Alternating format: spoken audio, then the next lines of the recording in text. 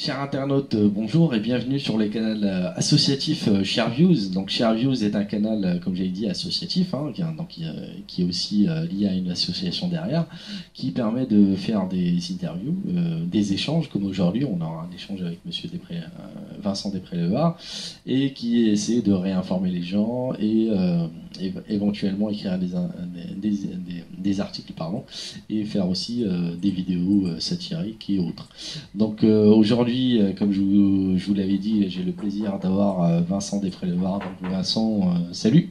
Salut Othman, c'est moi qui ai tout le plaisir et pour moi, évidemment, parce que je vois qu'il y a une petite équipe là qui s'organise avec un projet sympathique d'interview, je crois, et de personnalité et en même temps de français lambda comme moi. Et on n'a pas souvent la parole, et là c'est bien, c'est très sympa que tu me la donnes. Bah écoute, nous, comme on dit souvent, on part du principe qu'on donne la parole à tous ceux qui ont des idées, voire même un projet soutenable et viable aussi. Donc écoute, je vais te présenter brièvement pour ceux qui ne te connaîtraient pas encore. Hein. Donc tu as fait une vidéo sur YouTube il y a, je crois, en juin 2015. Début Ramadan.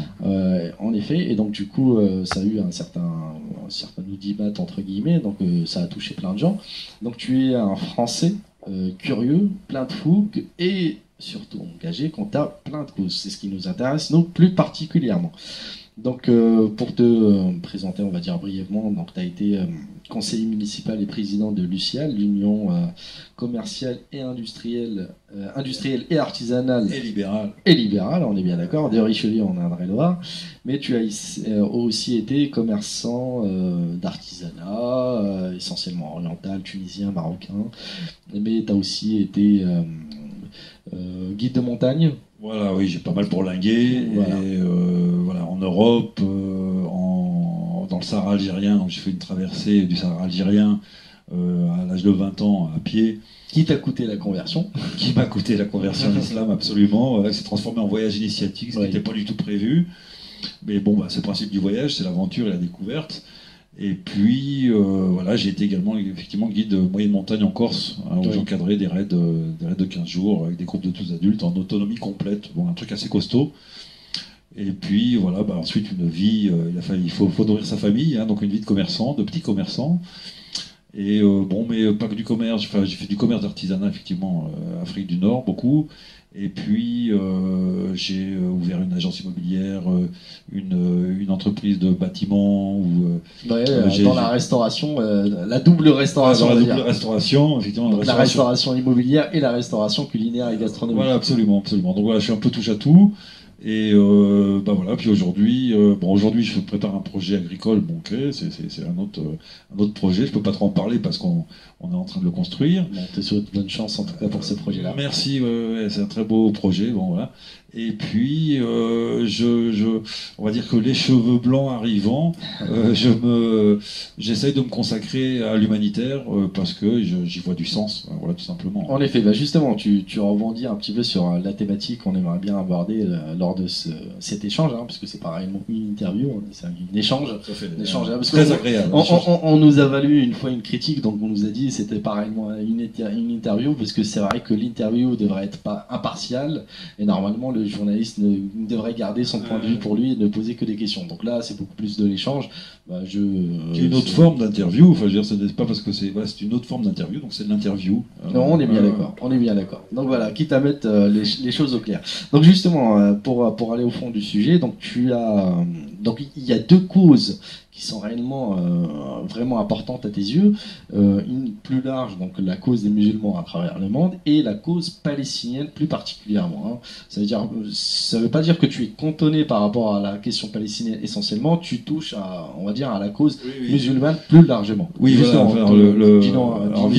vite fait, parce que bon, donc c'est ce voyage au Sahara qui m'a effectivement converti à l'islam et intéressé à cette religion universelle qui s'articule autour de la paix. Alors, on va pas développer. On est bien d'accord qu'il faudrait le préciser. Peut-être pas le développer, mais en tout cas le préciser. Vite fait. Il y a des extrémistes, donc ce que j'appelle les talibans, les intégristes, les terroristes et les intégristes intellectuels aussi. Voilà, il y a des chiens, comme je dis. Et puis, il y a, ceux-là ont une lecture vraiment détestable du Coran. Et il y en a d'autres qui ont la même lecture que lui. C'est assez étonnant. C'est BHL, Finkielkraut, Bush, Sarkozy et compagnie. Oui. C'est-à-dire ceux qui disent les combattre font la même lecture que ces Ce qui est pire pour Bush, c'est qu'il le fait au nom de Jésus. Hein. En plus, oui, alors là, on est vraiment dans Bush, bon, c'était pas vraiment Bush, hein, c'était un alcoolique, Bush. On est bien d'accord. Bon. C'est une autre affaire. Voilà, c'est pas le sujet. C'est pas le sujet. Mais justement, cette cause musulmane. Voilà, d'abord la cause musulmane, c'est-à-dire que c'est la cause de la paix. Enfin voilà, c'est comme ça que je l'interprète moi. La relation de l'homme à Dieu, c'est une relation. Dieu a un commandement de paix pour l'homme, oui, à travers l'islam et plus généralement les religions monothéistes de la Méditerranée. Oui. Et shalom, salam, quoi. Hein, voilà, on est sur le même fil. Oui, on est bien d'accord. Voilà, et donc évidemment, tout ce qui, je dirais, agresse l'universalisme, tout ce qui agresse la paix, c'est quelque chose, moi, qui m'agresse, voilà, qui m'agresse, et donc j'essaye de promouvoir, et à l'intérieur de l'islam et à l'extérieur, effectivement, une lecture paisible de l'islam et du Coran. Ouais. Donc, voilà. C'est ce que tu appelles plus particulièrement le djihad de la paix. On y reviendra. Voilà, on y reviendra. C'est pas parce qu'on dit djihad qu'on est forcément intégriste et qu'on a envie de brûler des gens et décapiter des gens. Donc justement, et par rapport à la question palestinienne, justement, est-ce que tu pourras nous en dire plus, quant à cette cause qui est quand même noble lorsqu'on voit l'oppression sioniste par rapport à ça palestinien, quoi. Comment te dire, c'est véritablement... Enfin, l'ONU a considéré que le peuple palestinien était un des peuples les plus opprimés au monde. Oui. Et j'ai pas attendu l'ONU, on va dire, pour constater ça et donc m'impliquer pour cette cause que je trouve totalement inqualifiable au XXIe siècle. Je veux bien qu'il y ait eu des pogroms dans les siècles obscurs, mais dans le siècle savant dans lequel nous sommes, c'est affligeant, quoi. Et alors, mais on va pas développer, etc. Mais en ce qui me concerne, c'est c'est un problème colonial de plus. Et voilà, j'ai été formé au XXe siècle à l'école de la République, oui, et il y a des choses qui ne se font pas et qui ne se font plus, et donc un ghetto comme Gaza ou un camp de concentration comme Gaza, ça ne se fait pas. Une prison à ciel ouvert. Hein, voilà, abattre des enfants comme ils sont en train de le faire en ce moment. Jusqu'à présent, dernièrement, il y en a encore un qui est mort, je crois, avant-hier. Hein. Oui, c'est ça. C'est tous les jours. Tous les jours, bien d'accord. Oui, encore une fois, c'est vraiment tous les jours, parce que les enfants sont dans les prisons israéliennes. Il y a plus de 500 enfants, je crois, dans les prisons israéliennes. Oui.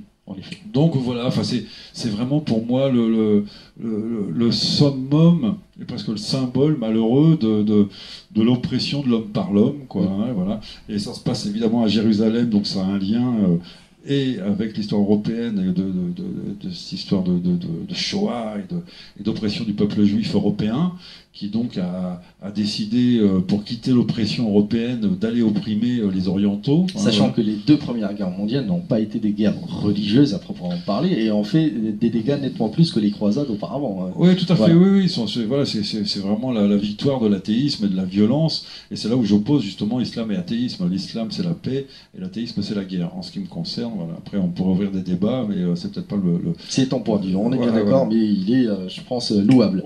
Voilà, justement, tu parlais un petit peu, on parlait de l'agression sioniste contre l'État palestinien, justement. Donc le sionisme, moi personnellement, je considère ça comme une plaie qu'il faudra absolument crever tôt ou tard. Et donc du coup, en fait, et je tiens d'ailleurs à dissocier, parce que comme ça, on n'aura pas assez de critiques, parce qu'on en a assez eu jusqu'à présent. Je tiens à dissocier l'idéologie politique de l'appartenance religieuse. Ce sont deux choses complètement différentes. Il faudrait absolument que les gens comprennent que le sionisme n'est pas le judaïsme et inversement. Parce que voilà, je pose la question et je mets les points sur les i parce que sinon... Moi je dirais, allez, pour être un peu la provocation, le bon juif c'est celui qui ne tue pas et qui ne vole pas, c'est-à-dire qui respecte sa loi. Tu ne tueras point, c'est un des commandements. Tu ne voleras pas, etc.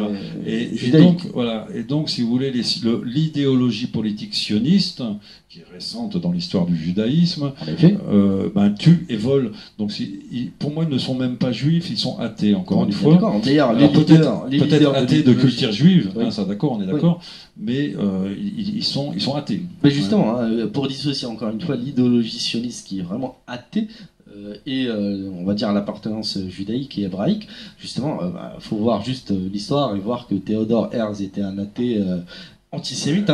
La dernière fois, on était en train de regarder avec des amis, on va dire un documentaire, on leur posait la question, on va vous lire une citation et dire de qui a pu dire une ignominie pareille, qui disait j'ai trouvé des juifs honorables afin de détruire, rassembler des personnes honorables afin de détruire les propriétés juives. Je peux trouver la citation exacte. Lorsqu'on leur a posé la question à des Israéliens, tous ont répondu Hitler. Alors que voilà, donc ça montre bien qui est Théodore Herzl. Sachant aussi qu'il s'est reconverti au christianisme pour finir athée, il n'a pas circoncis ses 2 enfants. Donc juste pour dire, l'idéologie politique sioniste n'a rien à voir avec les fondamentaux juifs et hébraïques. Absolument. Et il y a énormément de juifs anti-sionistes. On est bien d'accord, le mouvement Nature et Carta le montre bien, etc. Et d'ailleurs, je me permets de faire un petit peu de la promotion, une petite... on va dire publicité pour Monsieur Youssef Indy qui a écrit un excellent bouquin qui s'appelle Occident et Islam, qui permet de remonter au mythe de la pensée et de l'idéologie sioniste. Et il remonte à bien des siècles, bien avant Théodore Herzl. D'ailleurs, justement, le bouquin, je l'ai ici, pour ceux qui veulent réellement se le procurer, et c'est un excellent bouquin qui a été préfacé par Jean-Michel Vernochet. Donc voilà. Donc justement concernant ça, quelle est ta position quant au sionisme? Enfin, on connaît plus ou moins la réponse. Et voilà, qu'est-ce que tu peux nous dire justement sur cette façon de voir le monde? Moi, je refuse de voir le monde comme il tente de nous l'imposer. Par exemple, quand Netanyahou insiste pour qu'on appelle son histoire un État juif, je veux dire, une colonie n'est jamais un État. Une colonie peut appeler sa colonie du sobriquet qu'il l'entend, ce n'est pas une réalité. La France a osé à une époque appeler l'Algérie un département français. D'accord. Et ce n'est pas pour ça que c'était un département français. Et aujourd'hui, tout le monde évidemment reconnaît que c'était une colonie. Donc que Netanyahou et son sionisme nous disent qu'ils sont un État, c'est complètement bidon. Enfin, c'est comme le royaume de Jérusalem aussi. C'est bidon, ça n'a aucune existence sérieuse. Et voilà, enfin, voilà, c'est une colonie. Alors, il insiste pour qu'on signifie le caractère juif de son pseudo-État. Je veux bien dire que c'est une colonie juive, mais ça va pas plus loin. Et je trouve que lui-même est antisémite quand il faut qu'on signifie que cette colonie est juive. On est bien d'accord. Lorsqu'on dit un État hébreu, c'est un État hébreu entre guillemets. D'ailleurs, il y a Ilan Pappé qui est un Israélien, qui est antisioniste. Qui est juif, après ce qu'il y a encore, je ne sais pas, mais en tout cas il disait une citation qui était réellement révélatrice, il disait les sionistes ne croient pas en Dieu mais croient au fait qu'il leur a légué une terre. Voilà, ça veut tout dire. Oui, tout à fait. Et juste pour rebondir, la solution à 2 États, comment tu le vois? Moi, je ne vois pas ça comme une alternative. Non, il n'y a pas de raison, encore une fois, solution à 2 États, il n'y a pas de raison. C'est comme si on avait dit, pour l'Algérie, allez, il y aura un État algérien et puis un département français.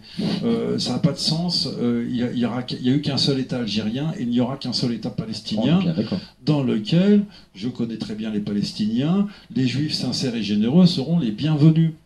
C'est ça qui il y a que Israël, la colonie israélienne qui est raciste et exclusive. Voilà, du fait il insiste pour que sa colonie soit juive, c'est-à-dire qu'il n'y ait personne d'autre dedans, quoi. Donc voilà, non, il n'y a qu'une seule solution, c'est un État. 2 États, ça sera la guerre permanente, comme ça l'est actuellement. Tout le monde armera son État ami, et puis ça sera la guerre permanente. Donc c'est pas du tout une solution. Moi, je pense personnellement qu'il n'y aura pas de solution militaire ni de solution politique à cette tragédie aujourd'hui. Enfin, j'espère qu'il n'y aura pas de solution militaire, parce que s'il y en a une, ça veut dire que ça sera la destruction d'Israël par la violence. Et ce qui est une mauvaise chose, enfin, à mon avis, la violence. Ça, c'est un autre sujet. Et donc, la solution pour moi sera spirituelle, C'est-à-dire qu'effectivement, il faut que des rabbins honnêtes et sincères, des vrais juifs qui ne tuent pas et qui ne volent pas, s'associent avec des vrais évêques qui ne tuent pas et qui ne volent pas, et avec des vrais imams qui ne tuent pas et qui ne volent pas. Bien, voilà, et là, ils pourront, parce qu'encore une fois, c'est pas aux étrangers de constituer cet État, c'est aux Palestiniens de constituer cet État et le porter, le générer vers la paix. Et je sais que c'est leur mentalité à tous, et qu'aujourd'hui, effectivement, ils ne sont qu'en état de résistance à une oppression, et que dès que cette oppression se terminera, leur violence se terminera, parce que les Palestiniens sont des gens de paix. Bah justement, ça me permet de rebondir sur une question que je vais te poser maintenant. On voit bien que tu es insurgé par rapport à cette situation-là, et donc du coup, tu t'es dit, qu'est-ce que je dois faire? Du coup, tu es à l'initiative aussi du CHPG, donc le convoi humanitaire et populaire pour Gaza. D'ailleurs, c'est à l'issue de cette initiative que je t'ai personnellement connu indirectement sur Facebook, et qu'ensuite on est rentré en contact. Donc justement, en quoi consiste le convoi humanitaire et populaire pour Gaza? Alors déjà, je dois dire que je m'engage par défaut. Je suis un citoyen lambda, je n'ai pas d'audience, bon voilà, et je suis spécialiste en rien. Voilà, et j'attends une réponse, évidemment, de la France, pays des droits de l'homme, en face de cette tragédie. Voilà. Et en fait, la seule réponse, il n'y a pas de réponse d'État, évidemment, parce que l'État français est totalement sionisé et donc favorable à la colonie. En entretien, on fournit toujours armes, colons, soldats, technologie. On fournit la technologie des drones et après on leur achète des drones. C'est n'importe quoi. Et merci aussi à la France d'avoir donné l'arme nucléaire à Israël, très tacitement dans les années. La France est un des pays les plus impliqués dans la colonie juive d'Israël. Et donc oui, par conséquent, moi je ne peux que m'insurger. La France a participé, le gouvernement de Sarkozy, donc le général Benoît Pugat, qui était chef d'état-major particulier de Sarkozy et qui est toujours le chef d'état-major particulier de Hollande, le mec du changement là. Donc ce général Benoît Pugat se vante lui-même d'avoir participé à l'édification du mur d'acier qui sépare Gaza de l'Égypte. Un mur d'acier de 18 mètres de profondeur pour les empêcher de construire des tunnels.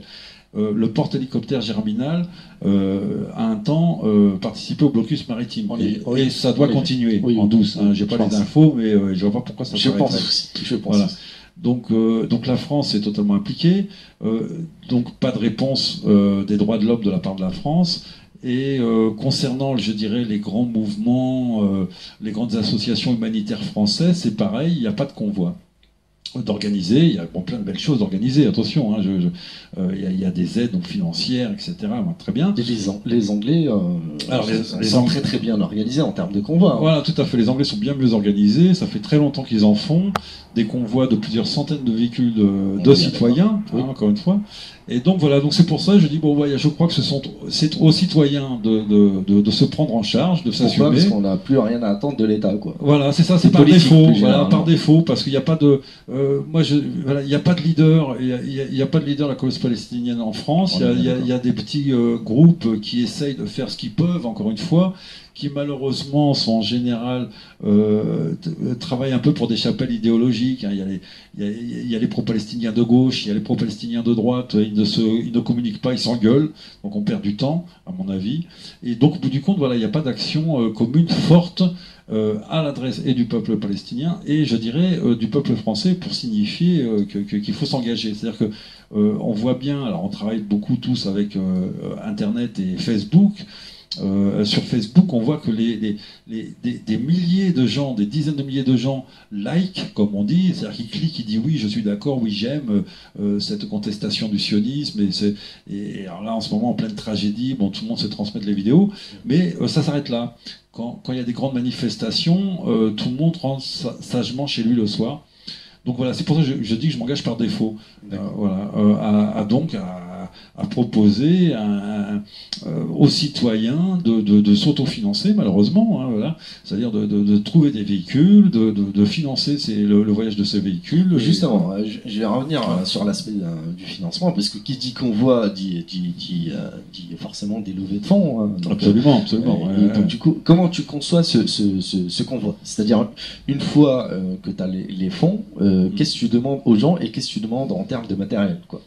Alors il y a plein de plusieurs questions. D'abord, j'aspire à ce que les gens qui s'intéressent à ce projet et qui voudraient l'intégrer soient des gens matures. Hein, c'est-à-dire qu'on n'est pas là... Responsable. Quoi. Voilà, responsable, on n'est pas là pour rajouter de l'huile sur le feu. D'accord. Hein, évidemment. Donc on est là pour s'entendre bien avec les Égyptiens, de s'entendre bien avec les Palestiniens, qu'ils soient du Hamas ou du Fatah, c'est pas notre problème. Nous, on est là vraiment pour apporter de la paix, du bien et du généreux. Sachant que toi aussi, tu es apolitique. Non? Moi, je suis totalement apolitique. Ou tout du moins, si j'ai une idéologie à défendre, c'est celle de Gandhi, c'est-à-dire la résistance non violente. Hein, voilà. Et donc là, ça n'a rien à voir avec le communisme ou De Gaulle. Encore une fois, l'islam est un universalisme et par conséquent, une petite chapelle me gêne, enfin m'ennuie.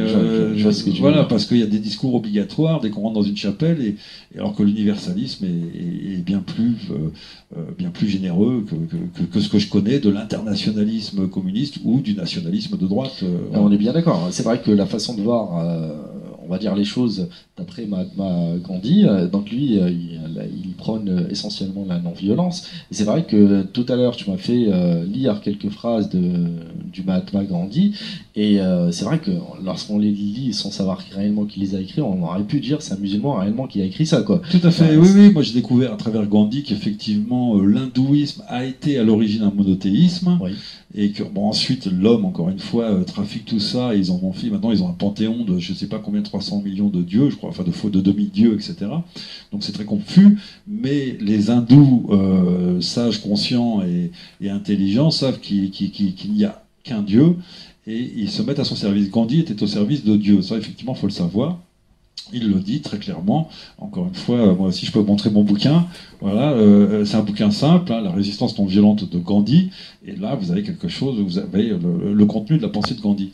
Et la pensée de Gandhi, donc, c'est effectivement la non-violence. Voilà, comme on disait, hein, ce n'est pas la fin qui justifie les moyens. Ce sont les moyens. Machiavel, mais plutôt. Voilà, comme dirait Machiavel, mais c'est plutôt. Donc là, moi, je préfère. Voilà, mon idéologie, c'est Gandhi. C'est les moyens détermineront la fin. On est bien d'accord. Voilà. Et donc c'est pour ça il l'a dit aussi 1000 fois, la violence plutôt que l'oppression d'un peuple.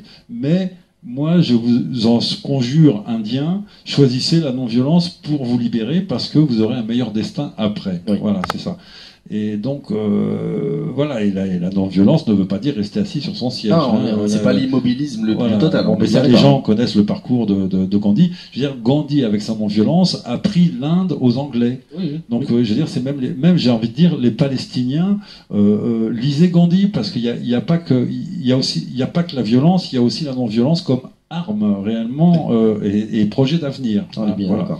Donc voilà mon idéologie. Alors, c'est une belle idéologie parce que justement ça prouve bien aussi encore une fois aux gens que voilà, un musulman n'est pas forcément quelqu'un qui est un cutter en une machette et qui a envie nous ne sommes pas les hommes d'un seul livre. Non, on est bien exactement. On est bien d'accord.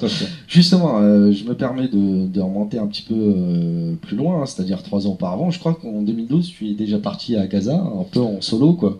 Et comment ça s'est passé? Bah écoute, c'est incroyable, ça a été un voyage incroyable parce que ça s'est très bien passé. J'ose à peine le dire, mais donc je suis parti effectivement de France avec ma voiture. je voulais voir et comprendre, hein, parce qu'effectivement les médias, ça sont les médias, donc je voulais voir et comprendre. Donc j'ai pris ma voiture, je traversais l'Europe, j'ai cherché un bateau pour pouvoir aller en Égypte avec ma voiture, je n'en ai pas trouvé, donc j'ai abandonné ma voiture, j'ai pris un avion pour aller en Égypte. C'est dur, hein. On a cherché aussi sur Internet, c'est vrai que c'est très très dur de trouver par exemple un ferry qui fait directement c'est fini depuis Marseille à Alexandrie. On va dire que depuis le fameux printemps arabe, que certains considèrent comme un hiver, c'est fini, les communications nord-sud de la Méditerranée ont pris un coup dans la gueule. Mais ce qui est possible, c'est toujours de faire par exemple 3 escales, enfin 2-3 escales, voire même plus, et y arriver là-bas. C'est quand même possible. Enfin, pour Alexandrie, ça risque d'être maintenant il faut mettre les véhicules dans un container, sur un porte-container qui va aller à Alexandrie et prendre l'avion pour aller récupérer. Une fois là-bas, Voilà, et récupérer les voitures au port d'Alexandrie. Mais il n'y a plus de ferry du tout. D'accord. Moi je savais pas. Moi je croyais qu'il y a... bon, ça peut évoluer, mais en ce moment, vu que la situation évolue en mal, ça va pas. C'est vrai on va pas nous ouvrir un ferry. Le contexte actuel, on va dire, aggrave les choses. Voilà, on va pas nous ouvrir un ferry demain matin. Du coup, comme quoi, un convoi, c'est vrai, maintenant, comme on l'a dit, le contexte actuel est réellement un peu difficile, mais comme quoi y aller à Gaza, c'est possible. Oui, tout à fait. Oui. Voilà, il n'y a pas de fatalité il n'y a pas de fatalité dans ce blocus. Je veux dire, le mur de Berlin est tombé en une nuit, donc ce blocus n'est pas fait pour durer, quoi. Hein, voilà. Et donc effectivement, alors en 2012, je finis. Une fois que je suis arrivé au Caire, j'ai pris le bus pour aller à Rafah et je suis descendu du bus. Il y a plein de taxis qui veulent vous emmener là où vous voulez. Je prends le premier, je lui dis moi je veux rentrer dans Gaza, est-ce que tu peux m'emmener à un tunnel? Il me dit oui. Et en une heure après, j'étais dans Gaza. Ouais. Bon, les tunnels maintenant, c'est fini. Ils les ont tous détruits. Jusqu'à dernièrement, là, on dit que la porte de Rafah est clairement fermée. Ah oui, elle est fermée depuis 7 mois. Alors, ils l'ont ouverte une journée hier, justement. Oui, exceptionnellement. Exceptionnellement. Mais effectivement, là, le blocus est total, et même de pire en pire, d'année en année. Hein. Ça fait 7 ans maintenant, 8 ans. Oui. Et c'est de pire en pire, absolument. Ouais, ça, c'est une chose. Donc du coup, une question encore une fois naïve, même avec ces représailles-là, tu comptes y aller. Quand je dis ces représailles-là, c'est le contexte qui est... le contexte actuel. Alors, voilà, la politique égyptienne, on va dire la situation à Gaza qui malheureusement se fait bombarder jusqu'à présent, la situation en Cisjordanie, l'État islamique, qui est pas... la fameuse guerre mondiale, Gaza est au milieu de la guerre mondiale. C'est une guerre mondiale qui se passe en Orient. Alors on a l'habitude que les guerres mondiales se passent chez nous, c'est pour ça qu'on n'a pas l'impression que c'est la guerre mondiale, mais il y a absolument toutes les nations qui sont en ce moment en Orient en train de se faire la guerre. Non, pourquoi c'est une guerre mondiale c'est une guerre mondiale réellement qui... Ah oui, c'est une guerre mondiale. À partir du moment où tous les pays sont là, les grandes puissances sont là, maintenant il y a les Russes, il y a les Chinois. Directement sur un même terrain. Oui, c'est ça, oui. Puis tous les pays du Moyen-Orient sont touchés. Enfin, les Orientaux vivent la Troisième Guerre mondiale. Nous la vivons pas en Occident, mais elle est en cours et elle fait des dégâts, autant de dégâts que la Seconde Guerre mondiale, si ce n'est plus. Hein, en 4 ans, là, même ça dépend. Alors, moi, je considère que la Troisième Guerre mondiale a commencé en 48, mais surtout en 1991. Hein, c'est-à-dire quand l'OTAN a commencé à attaquer l'Irak, etc. Donc ça fait 25 ans de Troisième Guerre mondiale pour l'Orient. D'accord. Nous, on le sent pas du tout. Ça passe comme voilà. Mais oui, non, ça c'est clair. Donc voilà. Alors, ta question c'était est-ce qu'on peut encore entrer? C'est évidemment excessivement aléatoire, mais comme je dis, c'est parce que c'est aléatoire qu'il faut le tenter. S'il y a 1% de chance de rentrer, il faut le tenter. Et je dis qu'il faut être, si tu veux, un peu comme la mer qui, vague après vague, finit par ronger la jetée. Quoi. Oui. On n'est pas sûr par érosion. Voilà, par érosion. C'est peut-être pas à ce coup-là qu'on va rentrer, ça sera au prochain, parce que c'est un projet de convoi qui est à vocation à se répéter d'année en année. C'est l'objectif, c'est pas... Je cherche pas à sauver ma petite bonne conscience cette année, puis ensuite à passer à autre chose et à les oublier. On est vraiment en train de créer un projet sur le long terme. Hein, voilà. Et voilà, voilà. Donc, il est évident qu'on va essayer de cette fois-ci rentrer. De toute façon, il n'y a plus de tunnel, d'accord. Donc cette fois-ci, on va y rentrer au bout du compte par la diplomatie, parce que la négociation avec les autorités égyptiennes et principalement le Croissant Rouge égyptien, le Croissant Rouge palestinien. Enfin voilà, on est en train de créer un réseau. On ne rentre pas en conflit avec l'autorité égyptienne. Voilà, on est en train de gérer ça. On est bien d'accord. Voilà. Donc du coup, pour revenir aussi sur un autre aspect, c'est vrai que moi quand j'avais vu tes vidéos sur internet, sur Facebook, à droite à gauche et aussi tes articles, ce que j'ai noté moi personnellement, c'est que tu ne fais pas de prosélytisme, c'est-à-dire tu ne demandes pas aux gens d'adhérer à ton idéologie religieuse, devenir musulman ou autre. Moi, par contre, ce que j'ai vu, tu mettais bien en avant ta foi musulmane, justement.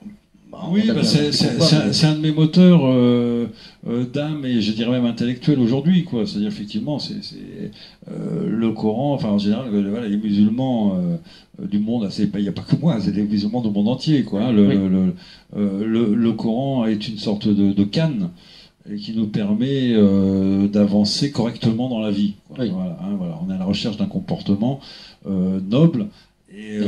Exemplaire. Et donc, voilà, je pense que c'est plutôt ce comportement qu'il faut mettre en avant et qu'il faut promouvoir. Après, peu importe d'où ça me vient, oui. L'important c'est l'action et le résultat, je dirais. C'est au fruit qu'on reconnaît l'arbre. Donc très bien, mais l'important là, c'est d'avancer, quoi. Je veux aller dans le réel et dans le concret, et non pas effectivement dans la politique politicienne, dans je sais pas quoi, dans la concurrence, machin. Bon, c'est vrai que oui, c'est vrai que du fait, comme j'avais dit, j'ai pas envie qu'on m'emmerde si je fais la prière pendant le voyage, quoi. Donc voilà, ça c'est vrai, mais je veux pas emmerder les gens. Je les obligerai pas à faire la prière avec moi. Je veux dire. Ouais, on est bien d'accord. Et alors, parce que justement on est dans l'universalisme. J'adorerais, même si on en a discuté, tu m'as dit, bon, t'es proche de la naïveté, oui c'est vrai, mais je t'ai répondu, la naïveté c'est l'utopie aussi. J'aimerais que tous les mouvements pro-palestiniens de France, quelle que soit leur obédience et leur idéologie, s'intéressent à ce projet de convoi. Écrit d'une même voix, quoi. Écrit d'une même voix, c'est-à-dire que, et encore une fois, que les clivages. Voilà, que les communistes viennent en tant que communistes, que les nationalistes viennent en tant que nationalistes, que les juifs pour la paix viennent en tant que juifs pour la paix. Il n'y a pas besoin de bannière qui va tout englober. Chacun vient avec ce qu'il a, avec ses moteurs justement d'âme et intellectuel. Ouais. Et l'union fait la force. Voilà, c'est un peu ça. Et vraiment, je dirais que pour ceux qui considèrent, parce qu'il y a deux sortes d'antisionisme. Il y a un antisionisme qui se révolte contre la condition palestinienne, oui.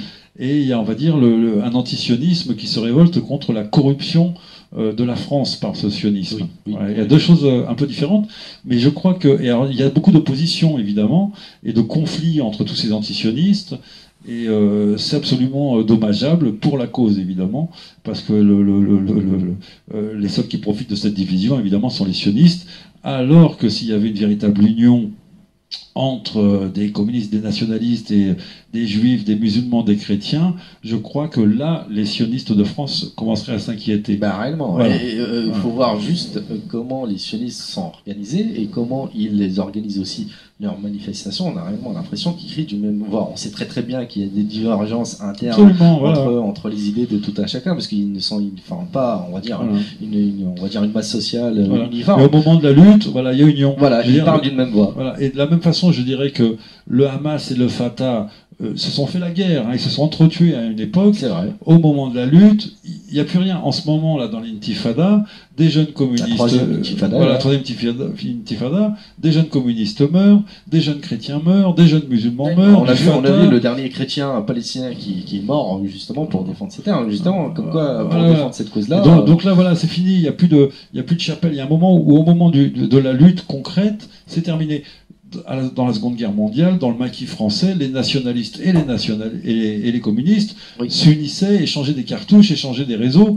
Ce qui ne les a pas empêchés, comme je dis, de se mettre sur la gueule à la fin de la libération. C'est vrai. Mais au moment de la lutte, il faut avoir une sorte d'intelligence quoi, qui semble faire absence, alors que non, je sais très bien que tous les gens sont intelligents, mais là, il y a des guerres de chapelle quand je dis qui nous gênent, c'est-à-dire qui gênent la cause. Quoi, hein. C'est vraiment bon, quelque chose qui m'ennuie un peu, et je pense réellement qu'encore une fois, nous sommes tous français en disant qu'est-ce qu'on fait, qu'est-ce qu'on peut faire, et ben voilà, c'est assez simple, on peut se réunir une fois par an pour créer des convois, et encore une fois, quand je dis la France, ça pourrait tout à fait prendre une dimension européenne, ça serait quand même intéressant, et de créer des grands convois pro-palestiniens, anti-sionistes si on veut, mais unitaires réellement, parce que le grand clivage du XXIe siècle, ce n'est pas gauche-droite, ce n'est pas communiste nationaliste. Partie des Français ont compris ça. Quoi. Voilà, on est sur une petite caillou mondialisée, et aujourd'hui, voilà, qu'est-ce qui va déterminer le XXIe siècle? Ça va être la guerre ou la paix. Et c'est-à-dire, pour moi, je considère que c'est le sionisme ou l'antisionisme. Voilà le vrai clivage. Comme je l'ai écrit, alors je prends deux exemples caractéristiques, Olivia Zemmour et Alain Soral. Si l'antisionisme en France était une bataille rangée, Olivia Zemmour et Alain Soral seraient sur la même barricade. Hein, voilà, contre le Parti communiste et le Front National, qui seraient eux-mêmes sur une barricade différente. Donc le vrai clivage aujourd'hui, c'est ça. C'est soit on est sioniste, soit on est anti-sioniste. Soit on est pour la guerre permanente, l'oppression, etc. Soit on est pour la paix, l'universalité. Voilà, voilà. Donc voilà, c'est pour ça que je ne suis pas un idéologue, parce que j'y crois pas aux idéologies politiques. Voilà. Pour moi, c'est clair.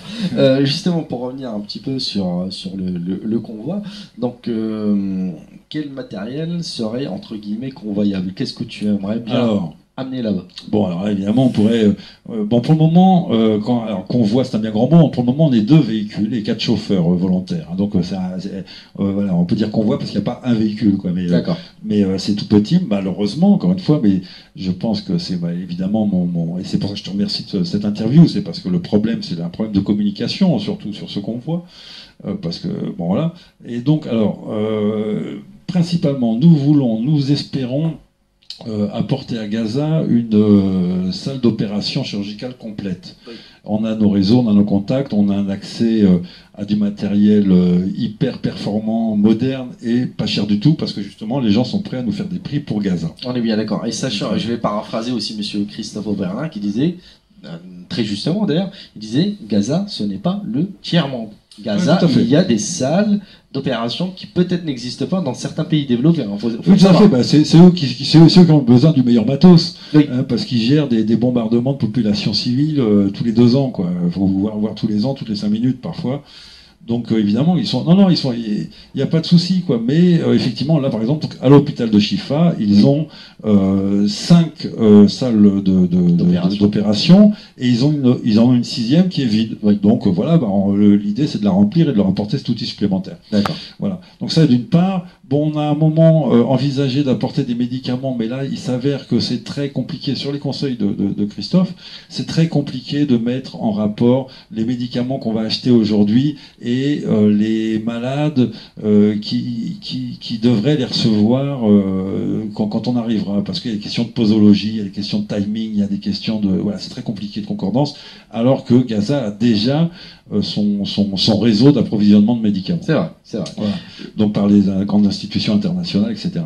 Donc pour le moment, on laisse un peu tomber les médicaments. Par contre, on est à la recherche aussi de matériel à énergie renouvelable, oui. Individuel. Oui. Hein, c'est-à-dire, ça va jusqu'à la petite lampe de poche dynamo, hein, oui. Parce qu'ils ont des gros problèmes d'énergie.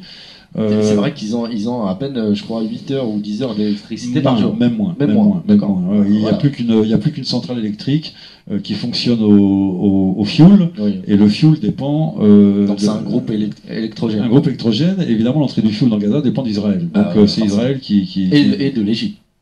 Et de l'Égypte, mais non, parce que il n'y a aucune marchandise réellement qui passe par l'Égypte. Ah bon. Voilà, c'est que des questions. La porte de Rafah ne sert aujourd'hui plus aux personnes, mais Israël a réussi à imposer que tout ce qui entre dans Gaza entre par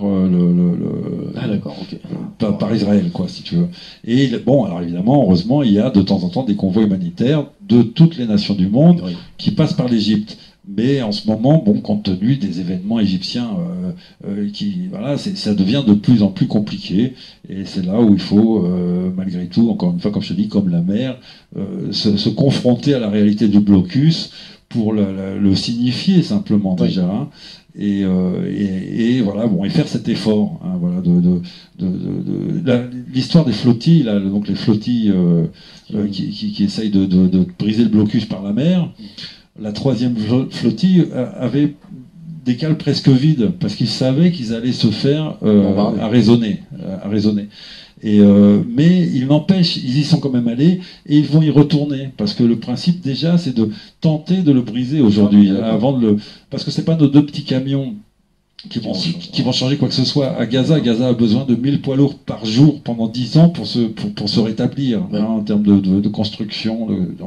Donc on est là sur malgré tout un projet qui somme toute est politique, hein, c'est-à-dire signifier que ce blocus est une ineptie à notre siècle, hein, évidemment. Mais c'est une contribution à rajouter. Enfin, voilà. Et il faut savoir que les Palestiniens eux-mêmes le disent tous. Le fait que des gens se déplacent, dépensent de leur argent, prennent des risques, somme toute, pas autant que eux, mais enfin voilà, on prend des risques politiques, on peut se faire un peu engueuler par les Égyptiens s'ils sont pas contents de notre démarche, hein, voilà, ça c'est sûr. Le fait ça les réhumanise, parce que vraiment un de leurs problèmes, c'est que ils sont déshumanisés par Israël. On les tue comme on arrache une mauvaise herbe. Hein, d'ailleurs, justement, j'ai envie spontanément de remercier Madame Nabila Kilani, qui est notre intermédiaire, contact absolument à Gaza. À Gaza, d'ailleurs, qu'on salue hein, et qu'on remercie, qu'on ne remerciera jamais assez, hein, je pense personnellement, et qui disait à juste titre, elle aussi, juste le fait de penser à la Palestine, c'est déjà ça la réhumanise. Donc du coup, si jamais il y a des gens qui donnent des dons, c'est encore mieux. Et si jamais il y a des gens qui se déplacent pour ramener des denrées matérielles ou juste un soutien immatériel, juste le fait d'être là, justement, ça ne peut leur faire que plaisir. Quoi. Voilà, ça les encourage simplement déjà parce qu'il y a donc il y a la résistance armée, ça c'est une chose, et puis il y a la résistance de la vie au quotidien. C'est-à-dire garder le sourire, éduquer les enfants, s'occuper des personnes âgées. Faire un travail fou, elle et ses sœurs. Ah oui, voilà. Alors ça, les sœurs Kilani, vraiment, ce sont des personnes, ce sont 3 sœurs exemplaires et qui s'occupent et d'enfants et de personnes âgées et des réfugiés du dernier bombardement qui vivent actuellement dans des containers. Ouais. Et elles font feu de tout bois. Elles sont elles-mêmes apolitiques et ça c'est très important. Elles sont indépendantes, oui. C'est très important aussi. Et vraiment, oui, là, c'est pour elles qu'on avance. Je dirais, bon, le matériel chirurgical, c'est pour les hôpitaux, mais comme tu disais, par rapport au matériel, j'espère également intégrer au convoi du matériel pédagogique pour leur petit centre pour enfants, oui. Parce que c'est ce qu'elle dit, c'est l'éducation, c'est la seule chose l'éducation qu'on donne aux enfants, c'est la seule chose que les Israéliens ne peuvent pas détruire. On est bien d'accord. Voilà. Elle a raison. Et elle a absolument raison. Donc voilà, c'est voilà un peu les 3 axes de ce qu'on voudrait apporter à Gaza. Donc du coup, histoire de poser une dernière question, hein, donc si ce projet venait à se concrétiser, hein, ce que je te le souhaite vraiment, hein, donc quel message donnerais-tu aux futurs convoyeurs, c'est-à-dire ceux qui viendraient avec toi?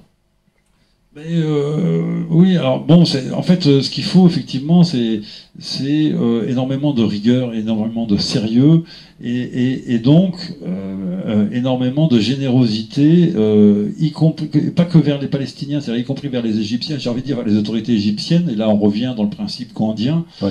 Hein, d'avancer avec son cœur. Hein, voilà, c'est la base quasiment de tout. Ça, c'est ma réponse la plus courte à ta question.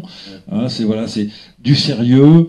On est là pour adoucir une situation et non pas pour créer des problèmes. On n'est pas là on n'y va pas pour manifester. Les manifestations, ça se passe à Paris, j'ai envie de dire.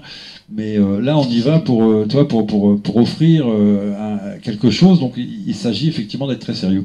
Et je dirais qu'évidemment, tout le monde n'est pas en mesure de convoyer. Et là, véritablement, je demande aux musulmans de s'investir. Ceux qui ne partent pas, qu'ils soutiennent ceux qui partent. Et alors comment? Parce qu'effectivement, on arrive là avec les convoyeurs, on arrive quasiment à boucler le budget du voyage, c'est-à-dire l'achat des véhicules et le transport des véhicules et le retour des convoyeurs évidemment en avion. Mais on n'a pas les moyens pour le moment de financer, c'est pour ça qu'on est encore là, qu'on n'est pas encore parti, on n'a pas les moyens pour le moment de financer la salle d'opération chirurgicale, donc je demande aux Français de toute obédience, encore une fois, mais j'insiste pour les musulmans qui relisent le Coran, il y a quand même des versets très clairs qui commandent, qui ordonnent de s'investir. Et de donner aux opprimés, quels qu'ils soient, pas forcément musulmans. Oui, tout à fait. Mais là, je veux dire, donc il nous manque 20 000 euros. Alors c'est beaucoup 20 000 euros parce que c'est beaucoup, mais c'est peu quand on considère le nombre de musulmans qu'il y a en France. Et de mosquées. Et de mosquées. Alors voilà, c'est ça. Bon, ça c'est ce que je dis. C'est effectivement, il y a 2000 mosquées, plus ou moins. Enfin, c'est les chiffres qu'on nous donne. Bon, il y a 2000 mosquées. Si chaque mosquée de France nous donne 10 euros, on a nos 20 000 euros. C'est vrai. Voilà. Donc on a un problème surtout de communication et d'organisation entre nous, les musulmans. Mais donc je vais plus loin, il y a 6 millions de musulmans. Si chaque musulman était capable de donner 1 euro par mois, et évidemment les 6 millions de musulmans sont capables de donner 1 euro par mois, y compris les enfants. Même les enfants, ils vont trouver 1 euro par mois. Potentiellement. Voilà. Donc c'est-à-dire qu'on peut générer 6 millions d'euros par mois pour Gaza. Oui. Donc bon, on n'en a pas besoin d'autant, c'est pas du tout le truc. Mais ce que je veux dire, c'est que par rapport à cette réalité-là, j'appelle les musulmans à s'organiser pour nous trouver les 20 000 euros qui manquent pour cette salle d'opération et ce matériel à l'énergie renouvelable et ce matériel pédagogique pour Gaza. J'espère que le message est clair et qu'il sera audible, on va dire, pas aux yeux, mais aux oreilles. Il accédera à toutes les oreilles de musulmans et de non-musulmans qui sont réellement sensibilisés par rapport à la question palestinienne et plus largement par rapport à tous les opprimés dans le monde. Écoute, Vincent, merci. Merci à toi, c'est vraiment très sympa d'avoir fait cette interview, discussion. Et écoute, je souhaite plein de bonheur et de longévité à ton projet également de ShareViews, parce que qui est certainement très utile pour, comme tu dis, réinformer, ou comme moi je dis, simplement informer normalement. Quoi. Oui, voilà, déjà, voilà. Écoute, nous aussi, au nom de ShareViews, on espère que ça aboutira. Merci. On y va.